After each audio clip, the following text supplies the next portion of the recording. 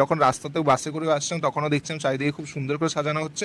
And তাই সেই জন্য তোমাদেরকে ভাবলাম একটু শেয়ার করি, কারণ বেশ একটা পুজো পুজো একটা ভাব, মানে একটা ফিল চলেই আসছে এমনিতেই।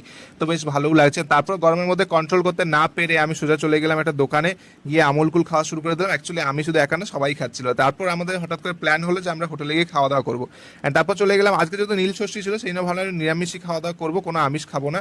তাই আমি চলে গেলাম শ্রী জগন্নাথ রাজাভোজ একটা হোটেলে। তো এই হোটেলটা ছিল একদম বর্গভীমা মন্দিরের একদম সামনেই। তো সেই জন্য এখানে এসে প্রথমে তোমাদেরকে দেখিয়ে দিলাম, জগন্নাথ দেবের দর্শন করে দিলাম। আর এখানে দুটো রকমের ব্যবস্থা করা আছে, একটা হচ্ছে নিচে বসে খাওয়ার আর একটা হচ্ছে টেবিলে বসে খাওয়ার। তো আমরা ভাবলাম নিচেই বসে খাওয়া দাওয়া করি, তো সবাই মিলে যেহেতু বললো নিচে বসে খাওয়া দাওয়া করবে বেশ ভালোও লাগবে, তো সেই জন্য ভাবলাম নিচেই বসে খাওয়া দাওয়া করা যাক। আর একটা ইন্টারেস্টিং ব্যাপার হচ্ছে এখানে জানলা থেকে মায়ের মন্দিরে একদম সবকিছুই দেখা যায়, একদম মায়ের মন্দির।